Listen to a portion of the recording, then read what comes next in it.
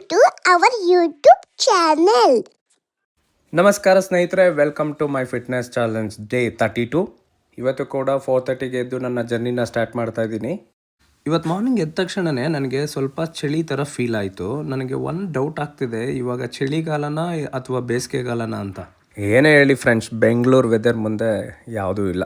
ಇವತ್ತು ಕೂಡ ಒಂದು ಇಂಟ್ರೆಸ್ಟಿಂಗ್ ಟಾಪಿಕ್ ಮೇಲೆ ಮಾತಾಡೋಣ. ಆ ಟಾಪಿಕ್ ಏನಪ್ಪ ಅಂತಂದರೆ, ನಮಗೆಲ್ಲರಿಗೂ ಬಹುಮುಖ್ಯವಾದ ಅಂಗ ಆಗಿರುವಂಥ ಸ್ಟೊಮಕ್ ಬಗ್ಗೆ, ಅಂದರೆ ಹೊಟ್ಟೆ ಬಗ್ಗೆ ಮಾತಾಡೋಣ. ಈ ಸಂದರ್ಭದಲ್ಲಿ ಒಂದು ಲೈನ್ ನನಗೆ ನೆನಪಿಗೆ ಬರ್ತಿದೆ, ಎಲ್ಲರೂ ಮಾಡುವುದು ಹೊಟ್ಟೆಗಾಗಿ, ಗೇಣು ಬಟ್ಟೆಗಾಗಿ. ಈ ಲೈನಲ್ಲಿ ಹೇಳ್ದಂಗೆ ಎಲ್ಲರೂ ಮಾಡುವುದು ಹೊಟ್ಟೆಗಾಗಿ ಅಂತ. ಬಟ್ ಅದೇ ನಮಗೇನಾದರೂ ಹೊಟ್ಟೆ ಜಾಸ್ತಿ ಬಂತು ಅಂತಂದರೆ ನಮಗೆ ಫೀಲ್ ಆಗಿಬಿಡುತ್ತೆ, ಅಯ್ಯೋ ಹೊಟ್ಟೆ ಬಂದುಬಿಟ್ಟಿದೆ ಅಂತ. ಕ್ಲಾಸ್ಗೆ ರೀಚ್ ಆದಾಗ 5 o'clock ಆಗಿತ್ತು. ಎಂದಿನಂತೆ ನಮ್ಮೆಲ್ಲರ ನೆಚ್ಚಿನ ಪುನೀತ್ ರಾಜ್ಕುಮಾರ್ ಸರ್ಗೆ ನಮಸ್ಕಾರ ಮಾಡ್ತಾ ನನ್ನ ಜರ್ನಿನ ಸ್ಟಾರ್ಟ್ ಮಾಡ್ತಾ ಇದ್ದೀನಿ. ತುಂಬ ಜನ ನನಗೆ ಕೇಳಿರೋ ಪ್ರಶ್ನೆ, ಸರ್ ನಾನು ಡೈಲಿ ವರ್ಕೌಟ್ ಮಾಡ್ತೀನಿ, ವಾಕಿಂಗ್ ಮಾಡ್ತೀನಿ, ಜಿಮ್ಗೆ ಹೋಗ್ತೀನಿ ಮತ್ತು ಯೋಗ ಮಾಡ್ತೀನಿ, ಬಟ್ ಆದ್ರೂ ನನ್ನ ಹೊಟ್ಟೆ ಮಾತ್ರ ಬೇಗ ಕರಗ್ತಾ ಇಲ್ಲ, ಇದಕ್ಕೆ ರೀಸನ್ ಏನು ಅಂತ ಕೇಳ್ತಾರೆ. ಈ ಪ್ರಶ್ನೆಗೆ ಉತ್ತರ ಹುಡ್ಕೋಣ ಬನ್ನಿ ಫ್ರೆಂಡ್ಸ್. ನನ್ನ ಫ್ರೆಂಡ್ ಅವರಪ್ಪ ಆ್ಯಕ್ಚುಲಿ ನನಗೆ ಈ ಕ್ವಶನ್ನ ಕೇಳಿದರು. ಸಂದೀಪ್, ನಾನು ಆ್ಯಕ್ಚುಲಿ ಆಲ್ಮೋಸ್ಟ್ 3 to 4 months ಯೋಗ ಮಾಡ್ತಾ ಇದ್ದೀನಿ, ಬಟ್ ನನ್ನ ಹೊಟ್ಟೆ ಮಾತ್ರ ಕರಗ್ತಾ ಇಲ್ಲ, ಏನು ಇದಕ್ಕೆ ರೀಸನ್ ಅಂತ ಕೇಳಿದರು. ನಾನು ಅಂಕಲ್ ನೀವು ಡೈಲಿ ಯೋಗ ಆದಮೇಲೆ ನಿಮ್ಮ ದಿನಚರಿ ಏನು ಅಂತ ಕೇಳಿದ್ದಕ್ಕೆ ಅವರು ಹೇಳಿದರು, ಆ್ಯಕ್ಚುಲಿ ಅಂಕಲ್ ಬಂದು MNCಲಿ ವರ್ಕ್ ಮಾಡ್ತಾರೆ. ಸೊ ಅವ್ರು ಹೇಳಿದರು, ನನಗೆ ಮಿನಿಮಮ್ 8 to 12 hours ವರ್ಕ್ ಮಾಡ್ತೀನಪ್ಪ ಡೈಲಿ.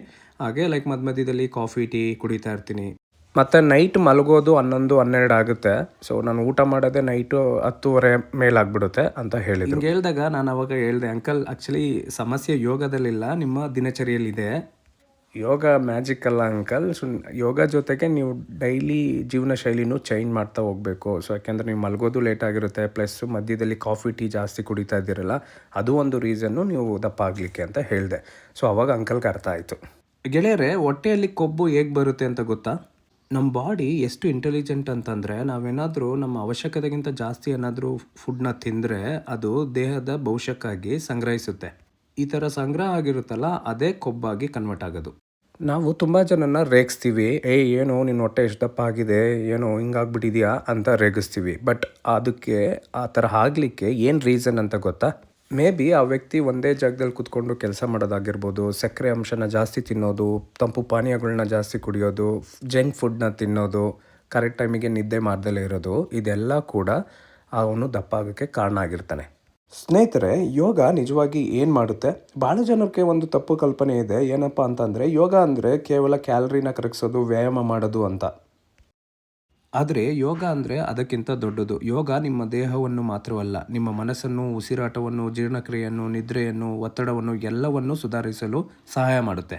ನಿಮ್ಮ ಬಾಡಿ ಕರೆಕ್ಟಾಗಿ ವರ್ಕ್ ಮಾಡಿದರೆ ಮಾತ್ರ ನಿಮ್ಮ ದೇಹದ ತೂಕವನ್ನು ಕಮ್ಮಿ ಮಾಡ್ಕೊಬೋದು. ಕಾಮನಾಗಿ ಎಲ್ಲರೂ ಮಾಡೋ ಮಿಸ್ಟೇಕ್ ಏನಪ್ಪ ಅಂತಂದರೆ, ಯೋಗ ಮಾಡಿಬಿಟ್ಟು ಅಥವಾ ಜಿಮ್ ಮಾಡಿಬಿಟ್ಟು ಈಚೆ ಬಂದ್ಬಿಟ್ಟು ನಾನು ಇವತ್ತು ಚೆನ್ನಾಗಿ ವರ್ಕೌಟ್ ಮಾಡಿದ್ದೀನಿ, ಚೆನ್ನಾಗಿ ತಿನ್ನೋಣ ಅಂದ್ಬಿಟ್ಟು ನಿಮ್ಮ ಅವಶ್ಯಕತೆಗಿಂತ ಜಾಸ್ತಿ ತಿನ್ನೋದು. ಎರಡನೇ ಮಿಸ್ಟೇಕ್ ಏನಪ್ಪ ಅಂತಂದರೆ, ಪ್ರತಿದಿನ ಸೇಮ್ ಆಸನ, ಸೇಮ್ ಎಕ್ಸಸೈಸ್ ಮಾಡೋದು.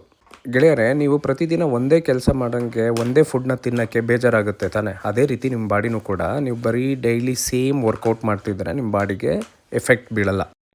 ಡೈಲಿ ಡಿಫ್ರೆಂಟ್ ವ್ಯಾಯಾಮಗಳನ್ನ ಮಾಡ್ತಾ ಬನ್ನಿ.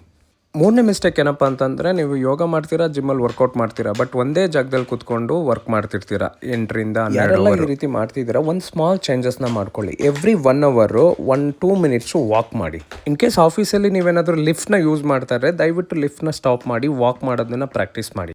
ಮೊಬೈಲಲ್ಲಿ ಮಾತಾಡಬೇಕಾದ್ರೆ ಇನ್ಸಿಡೆಂಟ್ ಕುತ್ಕೊಂಡು ಮಾತಾಡೋ ಬದಲು ವಾಕ್ ಮಾಡ್ಕೊಂಡು ಮಾತಾಡಿ.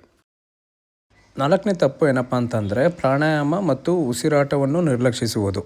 ತುಂಬ ಜನ ಯೋಗಾಸನ ಮಾಡ್ತಾರೆ, ಆದರೆ ಪ್ರಾಣಾಯಾಮನ ಮಾಡೋದಿಲ್ಲ. ಇದು ದೊಡ್ಡ ತಪ್ಪು. ನಮ್ಮ ಉಸಿರಾಟ ಮತ್ತು ಮನಸ್ಸು ಒಂದಕ್ಕೊಂದು ಸಂಬಂಧ ಹೊಂದಿದ್ದಾವೆ. ಇನ್ ಕೇಸ್ ಒತ್ತಡ ಏನಾದ್ರು ಜಾಸ್ತಿ ಆಯಿತು ಅಂತಂದರೆ ನಿಮ್ಮ ಉಸಿರಾಟ ವೇಗವಾಗುತ್ತೆ. ಮನಸ್ಸು ಶಾಂತವಾಗಿದ್ದರೆ ನಿಮ್ಮ ಉಸಿರಾಟ ನಿಧಾನವಾಗಿರುತ್ತೆ. ಯಾರೆಲ್ಲ ಯೋಗಾಭ್ಯಾಸ ಮಾಡ್ತಿದ್ದೀರಾ ಅವರು ಪ್ರಾಣಾಯಾಮ ಕೂಡ ಅಭ್ಯಾಸ ಮಾಡಲೇಬೇಕು. ಯಾಕೆ ಅಂತಂದರೆ, ಬರೀ ಆಸನಗಳನ್ನ ಮಾಡೋದಲ್ಲ, ಪ್ರಾಣಾಯಾಮ ಕೂಡ ಮಾಡಬೇಕು. ಸೊ ಪ್ರಾಣಾಯಾಮ ಮಾಡೋದ್ರಿಂದ ಏನೆಲ್ಲ ಬೆನಿಫಿಟು ಅಂತಂದರೆ, ನಿಮ್ಮ ಮನಸ್ಸಿಗೆ ಶಾಂತಿ ಸಿಗುತ್ತೆ, ಏಕಾಗ್ರತೆ ಹೆಚ್ಚುತ್ತೆ, ಒತ್ತಡನೂ ಕಮ್ಮಿ ಆಗುತ್ತೆ. 5ನೇ ಮಿಸ್ಟೇಕ್ ಏನಪ್ಪ ಅಂತಂದರೆ, ಸರಿಯಾಗಿ ನಿದ್ರೆ ಮಾಡದೇ ಇರುವುದು. ಆರೋಗ್ಯವಾಗಿರಬೇಕು ಅಂತಂದರೆ ಪ್ರಮುಖವಾಗಿ ನೀವು ನಿದ್ದೆನ ಚೆನ್ನಾಗಿ ಮಾಡಬೇಕು. ಅಟ್ಲೀಸ್ಟ್ ಮಿನಿಮಮ್ 7 to 8 hours ನಿದ್ದೆ ಮಾಡಬೇಕು. ಸೊ ತುಂಬ ಜನ ಏನು ಮಾಡ್ತಾರೆ, ಲೇಟ್ ನೈಟ್ ಮಲ್ಕೊಳ್ಳೋದು ಲೇಟ್ ಆಗುತ್ತೆ, ಬೆಳಗ್ಗೆ ಬೇಗ ಎದ್ದೇಳ್ತಾರೆ. ಸೊ ಹಿಂಗಾಗಿ ನಿದ್ದೆ ಕಮ್ಮಿ ಆಗಿರುತ್ತೆ. ಸೊ ನಿದ್ದೆ ಮೇಲೂ ಕೂಡ ಕಾನ್ಸಂಟ್ರೇಷನ್ ಇರಬೇಕು. ನಿದ್ದೆ ಕಮ್ಮಿ ಆಯಿತು ಅಂತಂದರೆ ನೀವು ದಪ್ಪ ಆಗೋಕ್ಕೂ ಇದು ಒಂದು ಚಾನ್ಸಸ್ ಇರುತ್ತೆ. ಆರನೇ ತಪ್ಪೇನಪ್ಪ ಅಂತಂದರೆ ಸ್ಟ್ರೆಸ್, ಚಿಂತೆ ಮಾಡೋದು. ಸೊ ತುಂಬ ಜನ ಏನು ಹೇಳ್ತಾರೆ, ಚಿಂತೆ ಮಾಡೋದ್ರಿಂದ ಸಣ್ಣ ಆಗ್ತಾರೆ ಅಂತ. ಇಲ್ಲ, ಹೆಚ್ಚು ಜನ ಚಿಂತೆ ಮಾಡೋದ್ರಿಂದ ದಪ್ಪ ಕೂಡ ಆಗ್ತಾರೆ. ಏಕೆ ಅಂತಂದರೆ ನಿಮಗೆ ಒತ್ತಡ ಅಥವಾ ಯೋಚನೆ ಜಾಸ್ತಿ ಆಯ್ತು ಅಂತಂದರೆ ಕೆಲವರು ಜಾಸ್ತಿ ತಿನ್ನೋಕ್ಕೆ ಅಭ್ಯಾಸ ಮಾಡ್ತಾರೆ. ಇನ್ನು ಕೆಲವರು ಸಿಹಿಯಾದ ಪದಾರ್ಥವನ್ನು ಜಾಸ್ತಿ ತಿಂತಾರೆ. ಸೊ ಯಾವಾಗ ನೀವು ಈ ಅಭ್ಯಾಸನ ಮಾಡ್ಕೊತೀರಾ, ಆಟೋಮೆಟಿಕ್ಕಾಗಿ ನಿಮ್ಮ ಬಾಡಿ ದಪ್ಪ ಆಗ್ತಾ ಹೋಗುತ್ತೆ.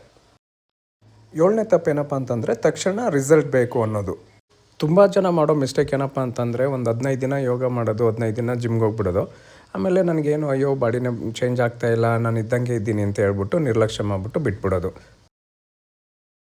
ಯಾರೆಲ್ಲ ದಪ್ಪ ಇದ್ದೀರಾ ಅವರು ಈ ಮಾತನ್ನ ನೆನಪಲ್ಲಿ ಇಟ್ಕೊಳ್ಳಿ. ಯಾಕೆ ಅಂತಂದರೆ ನೀವು ಅಷ್ಟು ದಪ್ಪ ಆಗೋಕ್ಕೆ ತುಂಬ ದಿನ ತೊಗೊಂಡಿರ್ತೀರ. ಸೊ ಹಂಗಾಗಿ 15 ದಿನ 1 ತಿಂಗಳಲ್ಲೆಲ್ಲ ರಿಸಲ್ಟ್ ತೊಗೊಳ್ಳ. ಇದು ತುಂಬ ಲಾಂಗ್ ಪ್ರೋಸೆಸ್ಸು. ನಿಮ್ಮ ದೇಹ ಎಷ್ಟು ದಿನ ತೊಗೊಂಡಿತ್ತು ದಪ್ಪ ಆಗೋಕ್ಕೆ, ಸಣ್ಣ ಆಗೋಕ್ಕೂ ಅಷ್ಟು ದಿನ ಬೇಕಾಗ್ಬೋದು. ಹಾಗಾಗಿ ನಿರಂತರವಾಗಿ ಪ್ರಯತ್ನ ಮಾಡ್ತಾಯಿರಿ, ರಿಸಲ್ಟು ಖಂಡಿತ ಸಿಗುತ್ತೆ. ತಡವಾಗ್ಬೋದು, ಬಟ್ ಒಳ್ಳೆ ರಿಸಲ್ಟ್ ಅಂತೂ ಪಕ್ಕ ಸಿಗುತ್ತೆ.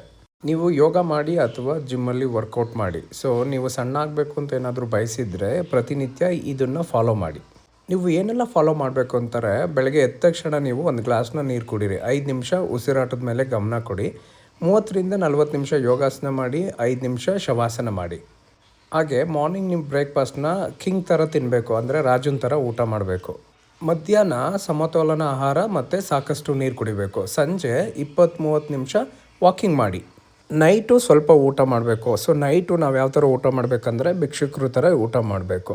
ಸೊ ಹಂಗಂದರೆ ಲೈಟಾಗಿ ತೊಗೊಬೇಕು. ಸೊ ಹಾಗೆ ನೀವು ಮಲಗೋಕ್ಕೆ 1 ಅವರ್ 2 ಅವರ್ಸ್ ಮುಂಚೆ ಊಟ ಮಾಡಿದರೆ ನಿಮ್ಮ ಡೈಜೆಷನ್ನು ಚೆನ್ನಾಗಾಗುತ್ತೆ. ನೀವು ಮಾಡುವಂಥ ವರ್ಕೌಟ್ ಜೊತೆಗೆ ಈ ಎಲ್ಲ ಅಭ್ಯಾಸಗಳನ್ನ ಪ್ರಾಕ್ಟೀಸ್ ಮಾಡ್ತಾ ಬನ್ನಿ, ಆಟೋಮೆಟಿಕ್ಕಾಗಿ ನೀವು ಸಣ್ಣ ಆಗೇ ಆಗ್ತೀರ. ಗೆಳೆಯರೇ, ಈಗ ಸಾಮಾಜಿಕ ಜಾಲತಾಣಗಳಲ್ಲಿ, ವಾಟ್ಸಪ್ಪಲ್ಲಿ, ಯೂಟ್ಯೂಬ್ನಲ್ಲಿ ನಾವು ಪ್ರತಿನಿತ್ಯ ಕೇಳುವ ಕೆಲವು ವಿಷಯಗಳ ಬಗ್ಗೆ ಮಾತಾಡೋಣ. ಈ ಸೋಷಿಯಲ್ ಮೀಡಿಯಾಗಳನ್ನ ನಂಬಿಕೊಂಡು ತುಂಬ ಜನ ಹಣನ ಕಳ್ಕೊಂಡಿರ್ತಾರೆ, ಆರೋಗ್ಯವನ್ನು ಕಳ್ಕೊಂಡಿರ್ತಾರೆ, ಮತ್ತು ಸಮಯ ಕೂಡ ಕಳ್ಕೊಂಡಿರ್ತಾರೆ. ನಾನು ರೀಸೆಂಟಾಗಿ ಒಂದು ವಿಡಿಯೋ ನೋಡ್ತಾ ಇದ್ದೆ. ಅದರಲ್ಲಿ ಒಬ್ಬರು ಹೇಳ್ತಾರೆ, ಬರೀ ನೀವು ಸಿಟಪ್ ಮಾಡಿ ಹೊಟ್ಟೆ ಕೊಬ್ಬನ್ನ ಕರಗಿಸ್ಬೋದು ಅಂತ. ಗೆಳೆಯರ, ನಿಜ ಹೇಳಬೇಕು ಅಂದರೆ ಇದು ನಿಜವಾಗಿಯೂ ಸತ್ಯ ಅಲ್ಲ. ಯಾಕೆ ಅಂತಂದರೆ ನೀವು ಸಿಟಪ್ ಮಾಡೋದ್ರಿಂದ ಹೊಟ್ಟೆ ಸ್ನಾಯುಗಳು ಬಲವಾಗುತ್ತೆ. ಬಟ್ ಹೊಟ್ಟೆಯಲ್ಲಿರುವ ಕೊಬ್ಬು ಕರಗಬೇಕು ಅಂತಂದರೆ ಬರೀ ಸಿಟಪ್ ಮಾಡಿದರೆ ಮಾತ್ರ ಚಾನ್ಸ್ ಇಲ್ಲ. ಅದ್ರ ಜೊತೆಗೆ ನೀವು ಬೇರೆ ರೀತಿ ಎಕ್ಸಸೈಸು, ಯೋಗಾಸನ ಮತ್ತು ಫುಡ್ ಮೇಲೆ ಕಂಟ್ರೋಲು, ಈ ಥರ ಡೈಲಿ ಪ್ರಾಕ್ಟೀಸ್ ಮಾಡ್ತಾ ಬಂದರೆ ಆಟೋಮೆಟಿಕ್ಕಾಗಿ ಹೊಟ್ಟೆ ಕರಗುತ್ತೆ.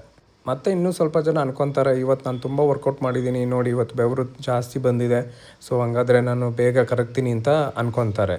ಆದರೆ ಬೆವರು ಬರ್ತಾಯಿದೆ ಅಂತಂದರೆ ನಿಮ್ಮದು ಕೊಬ್ಬು ಕರಗ್ತಾ ಇದೆ ಅಂತ ಅಲ್ಲ. ಬೆವರು ದೇಹದ ತಾಪಮಾನ ನಿಯಂತ್ರಣದ ಒಂದು ಸಹಜ ವಿಧಾನ. ಬೆವರು ಕಮ್ಮಿ ಬಂದ್ರೂ ನೀವು ಯಾವ ಥರ ಎಕ್ಸಸೈಸ್ನ ಮಾಡ್ತಿದ್ದೀರಾ, ಯಾವ ಥರ ಅಭ್ಯಾಸ ಮಾಡ್ತಿದ್ದೀರಾ ಅನ್ನೋದು ಕೂಡ ಇಂಪಾರ್ಟೆಂಟ್ ಆಗಿರುತ್ತೆ. ಮತ್ತು ಇನ್ನೊಂದು ತುಂಬ ಕೆಟ್ಟ ಅಭಿಪ್ರಾಯ ಏನಪ್ಪ ಅಂತಂದರೆ ಊಟ ಬಿಟ್ಟರೆ ಸಣ್ಣ ಆಗಿಬಿಡ್ತೀರಾ ಅಂತ. ತುಂಬ ಜನನ ನೀವು ಕೇಳಿರ್ಬೋದು, ಬೆಳಗ್ಗೆ ಮತ್ತು ನೈಟು ಊಟ ಮಾಡೋದನ್ನೇ ಬಿಟ್ಬಿಟ್ಟಿರ್ತಾರೆ ಸಣ್ಣ ಆಗೋದಕ್ಕೋಸ್ಕರ. ದಯವಿಟ್ಟು ಯಾರೂ ಈ ತಪ್ಪನ್ನ ಮಾಡೋಕ್ಕೆ ಹೋಗ್ಬೇಡ್ರಿ. ನಿಮ್ಮ ಬಾಡಿಗೆ ಎಷ್ಟು ಅವಶ್ಯಕತೆ ಇದೆ ಅಂತ ನೀವು ಫಸ್ಟು ತಿಳ್ಕೊಂಡು ಅಷ್ಟನ್ನು ಮಾತ್ರ ಸೇವನೆ ಮಾಡ್ತಾ ಬನ್ನಿರಿ. ಸಮತೋಲನ ಆಹಾರ ಅತಿ ಮುಖ್ಯವಾದದ್ದು. ಇನ್ನೂ ಸ್ವಲ್ಪ ಜನ ಹೇಳ್ತಾರೆ ಗ್ರೀನ್ ಟೀ ಕುಡಿದ್ರೆ ಹೊಟ್ಟೆ ಕಮ್ಮಿ ಆಗಿಬಿಡುತ್ತೆ ಅಂತ. ಗ್ರೀನ್ ಟೀ ನಿಮ್ಮ ಆರೋಗ್ಯಕ್ಕೆ ಒಳ್ಳೆಯದೇ, ಬಟ್ ಆದರೆ ಬರೀ ಗ್ರೀನ್ ಟೀ ಕುಡಿದ್ರೆ ನಾನು ಸಣ್ಣ ಆಗ್ತೀನಿ ಅನ್ನೋ ಅಭಿಪ್ರಾಯ ತಪ್ಪು. ಸೊ ಅದ್ರ ಜೊತೆ ಎಕ್ಸಸೈಸು ಮಾಡಬೇಕು, ವಾಕಿಂಗ್ ಮಾಡಬೇಕು, ಎಲ್ಲನೂ ಮಾಡಬೇಕು. ಇನ್ನೂ ಅತಿಯಾಗಿ ನಾನು ನೋಡಿರೋ ಅಡ್ವರ್ಟೈಸ್ಮೆಂಟ್ ಏನಪ್ಪ ಅಂತಂದರೆ 7 ದಿನದಲ್ಲಿ ನಿಮ್ಮ ಹೊಟ್ಟೆ ಭಾಗನ ಕಮ್ಮಿ ಮಾಡ್ಕೊಬೋದು ಅನ್ನೋದು. Drink this energy drinks and within 7 days your belly fat gone ಅಂತ ಅಡ್ವರ್ಟೈಸ್ಮೆಂಟ್ನ ನೋಡಿರ್ತೀವಿ. ದಯವಿಟ್ಟು ಯಾವುದೇ ರೀತಿಯ ಈ ಥರ ಅಡ್ವರ್ಟೈಸ್ಮೆಂಟ್ನ ನಂಬಿ ಮೋಸ ಹೋಗಬೇಡಿ.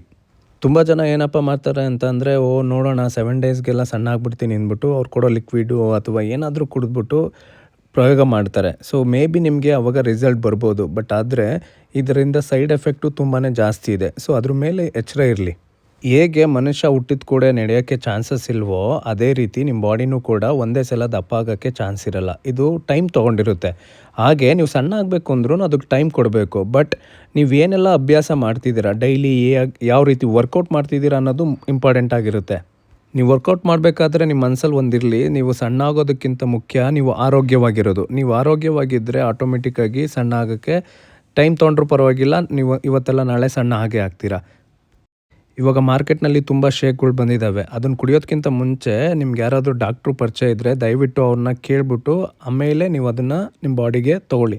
ಹಾಗೆ ಗೆಳೆಯರೇ, ಇವತ್ತಿಂದ ನೀವು ಒಂದು ಡಿಸಿಷನ್ ಮಾಡಿ, ಏನಪ್ಪ ಅಂತಂದರೆ ನನ್ನ ಆರೋಗ್ಯವನ್ನು ಕಾಪಾಡಿಕೊಳ್ಳಲು ನಾನು ಪ್ರತಿದಿನ ಟೈಮ್ ಕೊಡ್ತೀನಿ. ಹಾಗೆ ನನ್ನ ಬಾಡಿನ ಬೇರೆಯವ್ರಿಗೆ ಕಂಪೇರ್ ಮಾಡೋದಿಲ್ಲ ಮತ್ತು ಫಲಿತಾಂಶಕ್ಕಿಂತ ನಿಯಮಿತವಾಗಿ ನಾನು ಅಭ್ಯಾಸನ ಮಾಡ್ತೀನಿ. ಈ ರೀತಿ ಮಾಡ್ತಾ ಬನ್ನಿರಿ, ಆಟೋಮೆಟಿಕ್ಕಾಗಿ ನಿಮಗೆ ರಿಸಲ್ಟ್ ಸಿಕ್ಕೇ ಸಿಗುತ್ತೆ.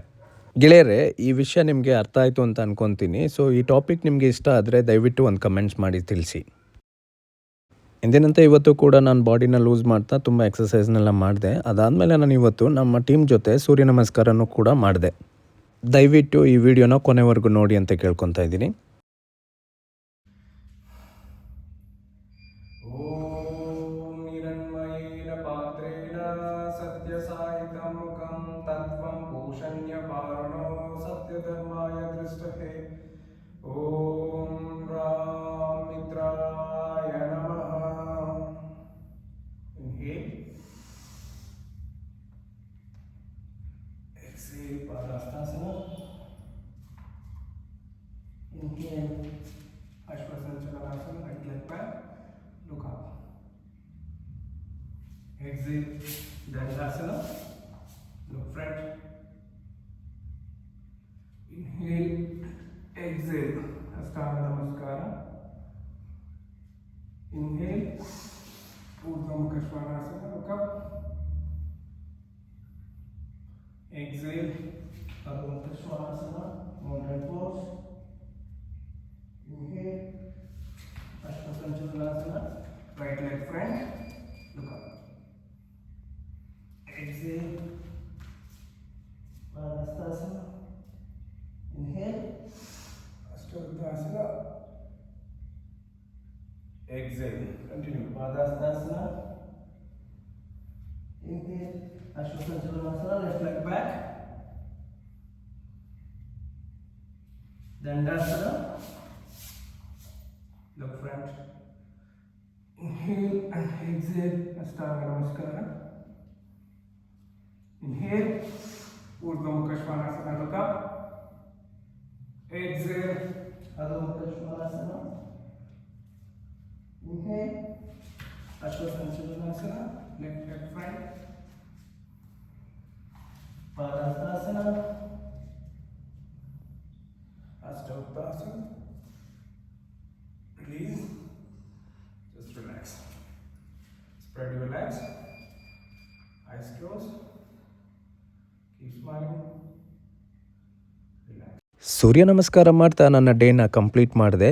ಯಾರೆಲ್ಲ ಈ ವಿಡಿಯೋ ಇದುವರೆಗೂ ನೋಡ್ತಿದ್ದೀರಾ ಅವರೆಲ್ಲರಿಗೂ ಧನ್ಯವಾದಗಳು. ಇದೇ ರೀತಿ ನನಗೆ ಸಪೋರ್ಟ್ ಮಾಡಿ ಅಂತ ಕೇಳ್ಕೊತ, ಈ ವಿಡಿಯೋ ಇಷ್ಟ ಆಯಿತು ಅಂತಂದರೆ ದಯವಿಟ್ಟು ನಿಮ್ಮ ಫ್ಯಾಮಿಲಿ ಹಾಗೆ ಫ್ರೆಂಡ್ ಜೊತೆ ಈ ವಿಡಿಯೋನ ಶೇರ್ ಮಾಡಿ. ನಿಮ್ಮ ಅನಿಸಿಕೆಗಳನ್ನ ದಯವಿಟ್ಟು ಕಮೆಂಟ್ ಮಾಡಿ ತಿಳಿಸಿ.